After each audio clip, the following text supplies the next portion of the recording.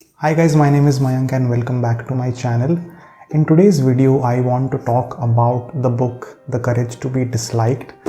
So the first thing that I have understood after reading the book that it is very different from a lot of non-fiction books out there in the sense that the book is in a conversational form.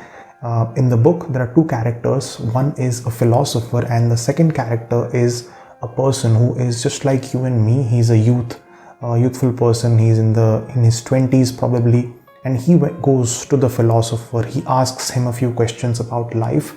Those questions seem relatable because even you are at a similar age group of that person, and the philosopher answers those questions, and then the youth he comes up with explanations as to why the explanation of the philosopher is incorrect, and there is a lot of discussion that happens, and that's how the book goes on. That's how the book is different.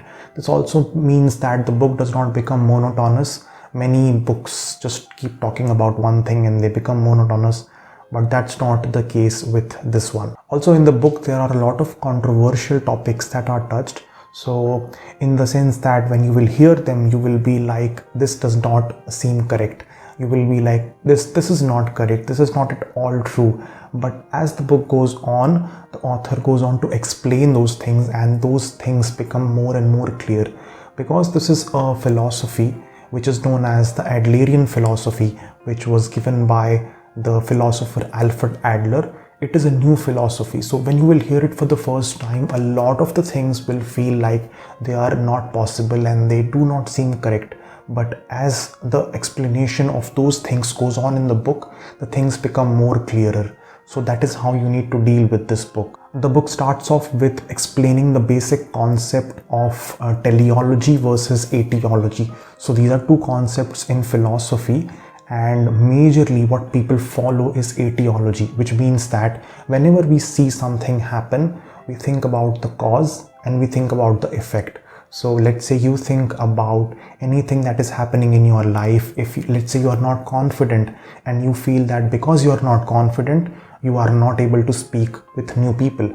But teleology is a different concept. Teleology says that we do not need to think about cause and effect. We do not need to think about the past or the future. And everything we do that is in the present, it is for a purpose. So if we are not speaking to people, if we are not having new conversations, it is not because we are shy. It is because we don't want to have those conversations. So forget about the past, forget about the cause and the effect, and think about the present. Your past does not define your future. Your past does not define your present. Leave the past behind and just focus on what you can do right now. The second and probably the most controversial topic which is touched in this book is about interpersonal relationships. So as the book goes on, there is a stage in which the philosopher says the statement that all problems are interpersonal relationship problems. And just like so many other statements by this philosopher, when you hear it for the first time, you are like, this is not correct. This does not seem correct at all. How can it be possible that every problem that we face are interpersonal relationship problems? But to make you understand this problem, the philosopher explains an example that if you were the only person on this planet, if there was no one else around the world except you will not have any problem. I recently watched a video by Ali Abdal which was about the same book, and he said that there are some problems which are not interpersonal relationships. Like if you get ill, that's not a relationship problem. This is one such statement which you need to take with a pinch of salt, and this will definitely help you in your life, because when you think about it, a lot of the things that we keep worrying about are because of what other people think about us, and that is not what is important. Our job is to do our work to the best of our ability. And this leads me to the next thing which I learned from this book, which was about separation of tasks. Now, as I have mentioned here, that my job is to think about what I can do. So if there is a task which is given to me, my job is to do that task to the best of my ability. What other people think about it, what other people give an opinion about it, that's not my task. So this is another concept in Adlerian psychology that separate your tasks from other person's task. It is similar to a concept which occurs when you are working in a company.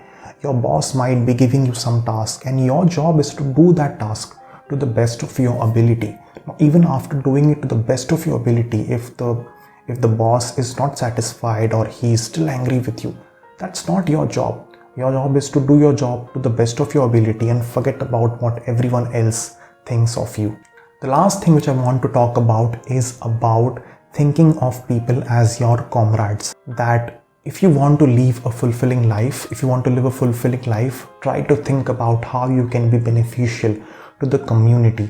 You need to think of the community, the people around you as comrades. Comrades means people who are with you in any situation and they will help you. The book says that the satisfaction in your life will come only when you feel that you are of use to other people, that you are beneficial to the community.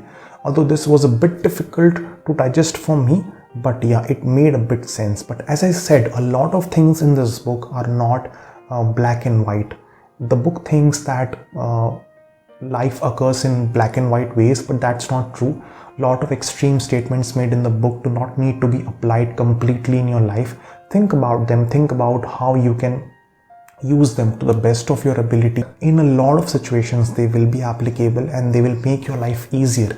When you stop thinking about what other people will think of you, you just focus on your task. You don't worry about others. So this was my review of The Courage to Be Disliked. I definitely recommend that you read this book. You will definitely learn at least something or the other from it, as I have learned. And I hope you read the book and enjoy it as I did. And that's all I had for this video. I'll see you guys soon. Thank you for watching. Bye.